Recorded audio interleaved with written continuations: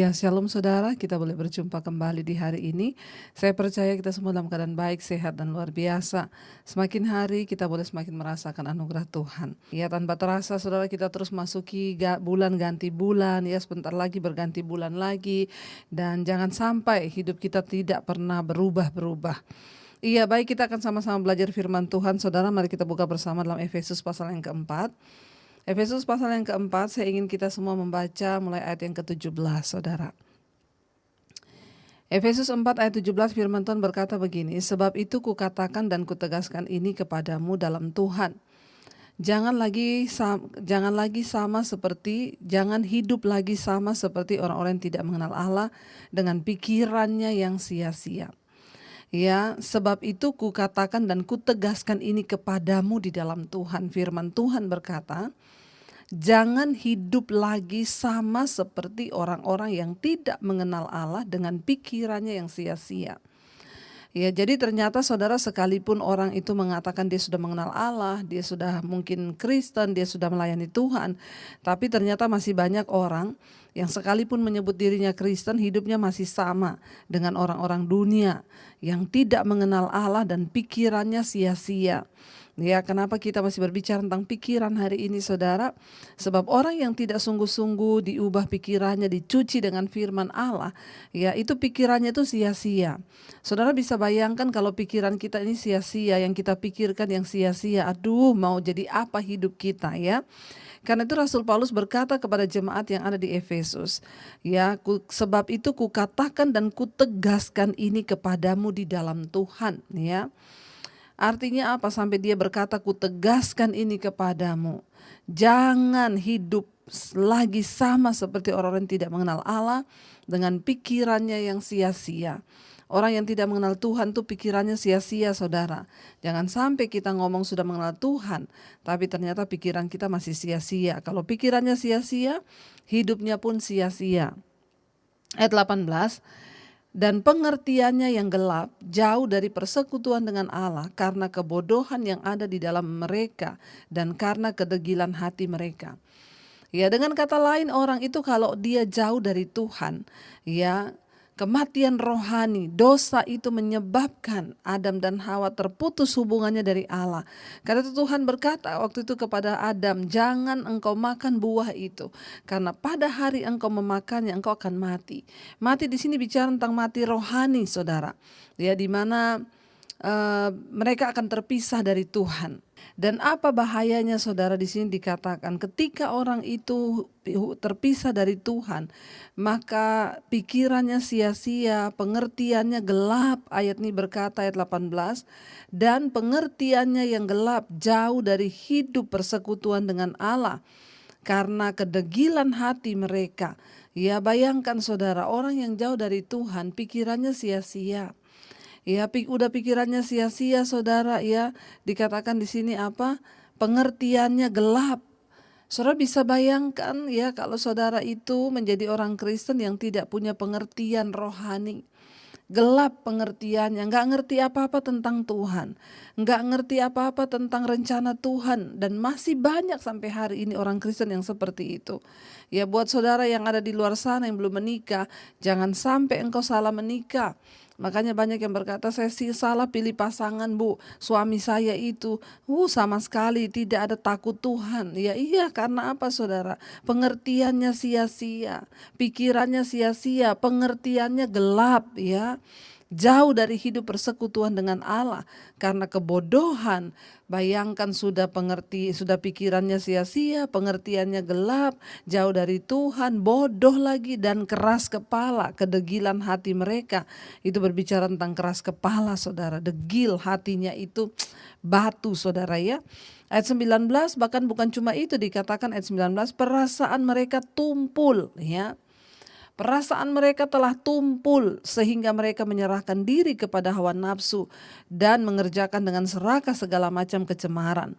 Bayangkan saudara, orang itu kalau ya pikirannya tidak dibaharui oleh firman Tuhan, ya sudah dikatakan pikirannya sia-sia, pengertiannya gelap, hidupnya jauh dari Tuhan, hatinya bodoh, keras kepala, ya.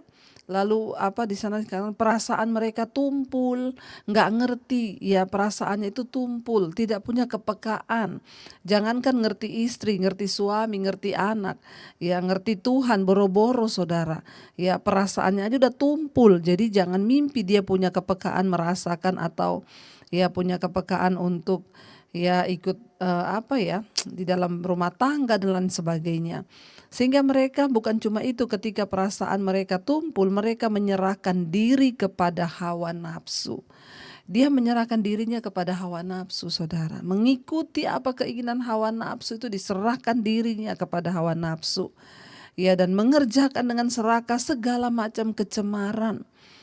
Mengerjakan dengan serakah segala macam kecemaran. Ya, nggak ada tobat-tobatnya, segala kecemaran, segala dosa itu dikerjakan dengan serakah. Rasanya pengen terus di dalam dosa, cemar saudara. Ayat 20. Firman ini berkata, tetapi kamu bukan demikian. Saudara dan saya, kita yang sudah mengenal Kristus, kita bukan demikian saudara. Ayat ini berkata, tetapi kamu bukan demikian. Karena kamu telah belajar mengenal Kristus ya. Kita sudah belajar mengenal Kristus. Kenapa dikatakan kita bukan demikian? Kenapa kita ini harusnya menjadi orang yang pikirannya tidak sia-sia? Ya, pengertiannya terang, hatinya enggak bodoh, hatinya itu tidak ya perasaannya tidak tumpul. Ya, kenapa? Karena kita telah belajar mengenal Kristus ya. Tetapi kamu bukan demikian, saudara dan saya tidak demikian, karena kita telah belajar untuk mengenal Kristus. Pengenalan akan Kristus itu segala-galanya, makanya Rasul Paulus berkata, ya, apa yang dulu ku anggap keuntungan sekarang ku anggap rugi, karena pengenalan akan Kristus itu jauh lebih berguna daripada segala-galanya. Ya, jauh lebih berguna daripada apapun, kata Rasul Paulus ya. Karena dia sudah mengalami saudara bagaimana hidup dalam kegelapan, pikirannya sia-sia, jauh dari Tuhan ya, dan setelah dia dijamah oleh Tuhan, dia mulai mengenal Kristus, dan ya pengenalan akan Kristus itu jauh dari segala-galanya. Itulah yang membuat hidupnya berubah. Itulah yang menjadi pikirannya berubah, paradigmanya berubah. Ayat 21, karena kamu telah mendengar tentang dia dan menerima pengajaran di dalam dia menurut kebenaran yang nyata dalam Yesus. Makanya saudara, waktu kita sudah belajar mengenal Kristus, kita mendengar tentang Yesus, kita menerima pengajaran di dalam Yesus. Saudara tiap hari ikut mesbah doa, saudara tiap hari ikut mesbah syukur. Ya, ada seorang ibu yang datang kepada saya, dia bilang, Bu, suami saya berselingkuh Bu, hidupnya di rumah itu pokoknya gak jadi berkat, tiap hari cuma mainan HP, dia berselingkuh. Ya, padahal dia tiap hari dengar mesbah doanya ibu loh. Terus saya tanya begini, Bu, beneran suami ibu setiap malam dengar mesbah doa? Ya, tidak mungkin kalau orang mendengar pengajaran tentang Kristus dengan sungguh-sungguh, dengan hati yang terbuka, lalu dia tidak berubah, itu tidak mungkin Bu. Semua orang yang mendengarkan pengajaran tentang Kristus, tentang kebenarannya, itu pasti berubah. Ya, saya mau tanya, suami ibu tiap malam dengar mesbah doa, benar dia mendengar dengan benar-benar? Ya enggak sih Bu, dia cuma setel aja lalu dia main YouTube, dia dengar yang lain. Nanti kalau udah doa berkat dia baru ikut-ikutan doa. Ya, makanya saudara, saya bilang, oh makanya hidupnya enggak berubah. Ya, kalau orang mau sungguh-sungguh mendengar pengajaran tentang kebenaran, pasti hidupnya akan berubah. Nggak mungkin nggak berubah. Kalau orang mau sungguh-sungguh membuka telinganya bagi Tuhan, membuka telinganya bagi kebenaran, bagi firman, lalu otaknya tercuci oleh firman, pasti hidupnya akan berubah.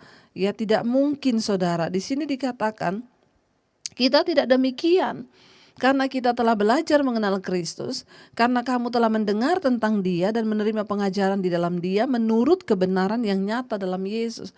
Saudara yang tiap hari mendengarkan mesbah doa, mesbah syukur, semua pengajaran-pengajaran yang dari YouTube saya, saudara ya, saya banyak mendengar orang-orang mengalami perubahan.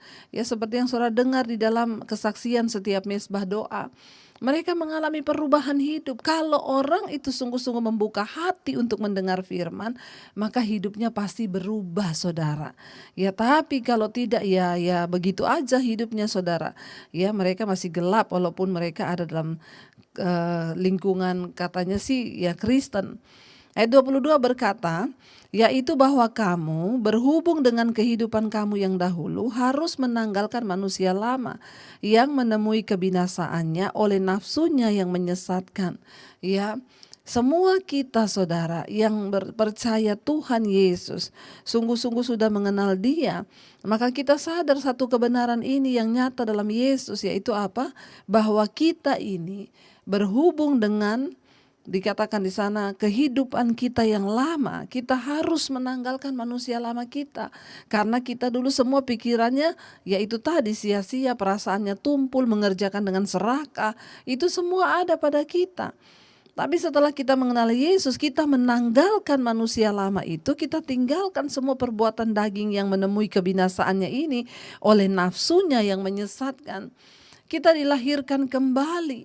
Ya, kita tinggalkan hidup yang lama. Tidak ada seorang pun yang akan bisa melihat kerajaan Allah kalau engkau tidak meninggalkan hidup lamamu. Kalau engkau tidak menanggalkan manusia lamamu, tidak mungkin engkau bisa melihat kerajaan Allah. Sekalipun engkau seorang pendeta atau gembala, saudara. Kalau engkau tidak meninggalkan manusia lamamu, menanggalkannya dan belajar hidup dalam hidup yang baru, mengenal kebenaran Kristus dan hidupmu diubahkan, cara berpikirmu diubahkan, maka tidak mungkin engkau bisa masuk sorga, saudara, kalau engkau tidak dilahirkan kembali, tidak menanggalkan manusia lamamu itu. Ayat 23, supaya kamu dibaharui di dalam apa? Roh dan pikiranmu.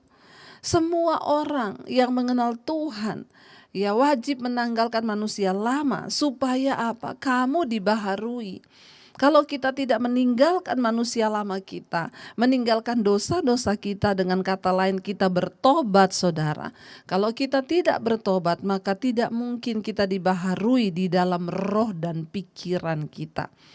Pikiran kita harus dibaharui agar kita memiliki pikiran Kristus, saudara.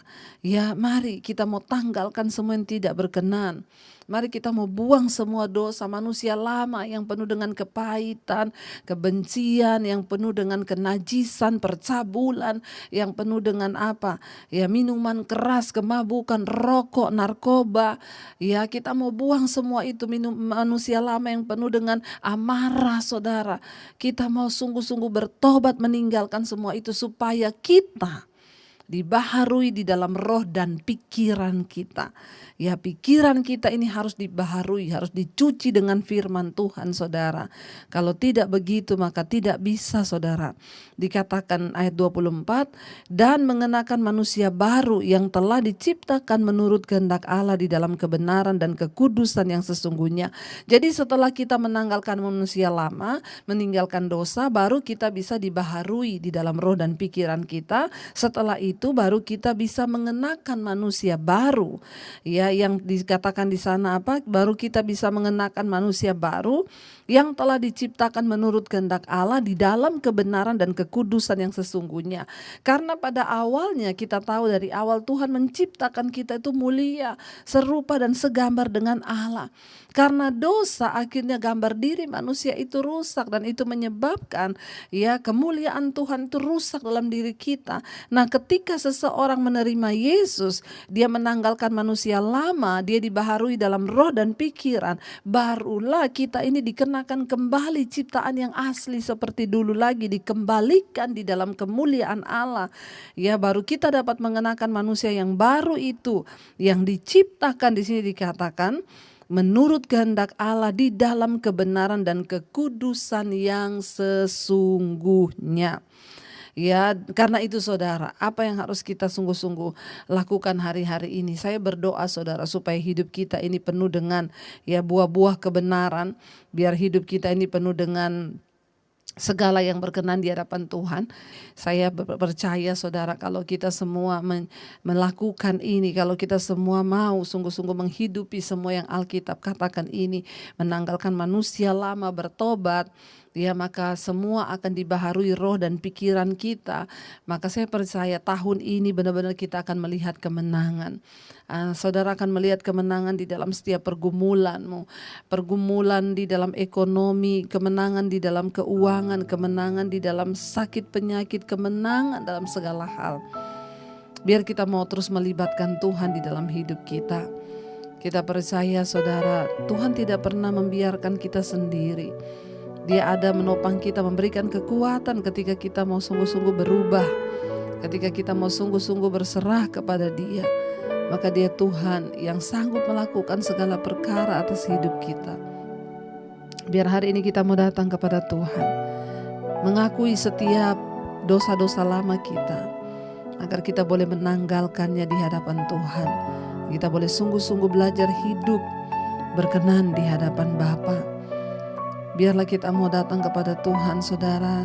Kita mau berkata kepada Tuhan hari ini, kami percaya Tuhan, kami percaya Yesus, Engkaulah Tuhan, Engkaulah Raja yang berdaulat di dalam hidup kami, memberikan kami kemenangan. Tuhan, kami tahu Tuhan yang berdaulat atas hidup kami.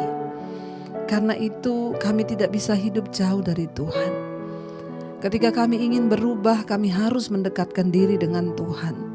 Ketika kami ingin mengalami kemenangan, kami harus mendekatkan diri dengan sumber kemenangan itu, yaitu Tuhan.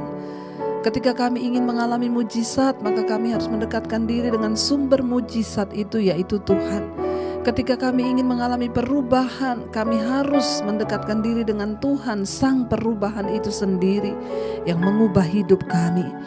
Roh Kudus, kami berdoa hari ini, kami membuka hidup kami di hadapan Tuhan. Lihat Bapa, apa yang belum berkenan di dalam hidup kami.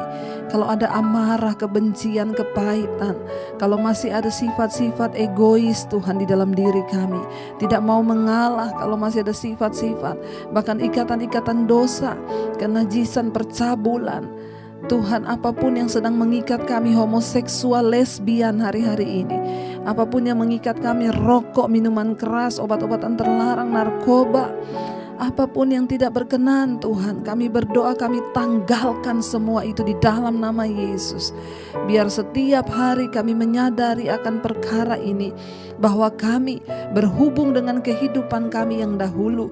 Kami harus menanggalkan manusia lama kami yang menemui kebinasaannya, supaya kami dibaharui di dalam roh dan pikiran kami Tuhan. Dan kami dapat mengenakan manusia baru di dalam Kristus. Hamba berdoa bagi setiap anak-anak-Mu, mereka yang terus berusaha Tuhan, tolong Tuhan, untuk kami mencapai perkenanan Tuhan, mengalami perubahan diri, diawali dari pembaharuan pikiran kami, dicuci otak kami dengan firman Tuhan, agar nasib kami berubah, hidup kami berubah, karakter kami berubah, bahkan keadaan kami pun akan berubah. Terima kasih Bapa, terus taruh pemahaman yang benar dalam hidup kami. Hamba berdoa untuk setiap anak-anak-Mu, mereka yang terus rindu, yang terus setia mencari wajah-Mu, mendengarkan firman-Mu. Tuhan, beri kekuatan-Mu Bapa. Bahkan kami terus berdoa bagi bangsa kami Indonesia, kami lepaskan berkat di dalam nama Tuhan Yesus. Shalom Indonesia. Turunlah damai sejahtera Allah buat bangsa kami. Bapak Presiden Jokowi, wakilnya, seluruh jajaran kabinet, TNI, Polri yang ada dalamnya. Tuhan, taruh roh takut akan Tuhan, beri hikmat pengertian yang daripada-Mu Bapa. Terima kasih Tuhan untuk hari ini. Hamba berdoa yang sakit Engkau sembuhkan, yang berat Engkau berikan kelegaan, sehingga kami boleh mengalami kemenangan demi kemenangan di tahun ini, menjadi tahun kemenangan. Terima kasih Bapa. Mari buka hati dan tanganmu untuk menerima berkat Tuhan. Diberkatilah engkau dalam hidupmu, diberkati rumah tanggamu, diberkati kehidupanmu, diberkati keuanganmu, dan engkau akan menjadi berkat bagi banyak orang. Terimalah kiranya berkat dari Allah Bapa, cinta kasih Tuhan Yesus Kristus, penyertaan Allah Roh Kudus turun atas hidupmu, sehingga engkau menjadi berkat dari hari ini bahkan sampai kali yang kedua.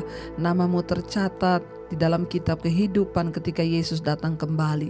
Dalam nama Tuhan Yesus yang percaya diberkati, katakan bersama, amin, amin, amin. Tuhan Yesus memberkati. Shalom dan Immanuel.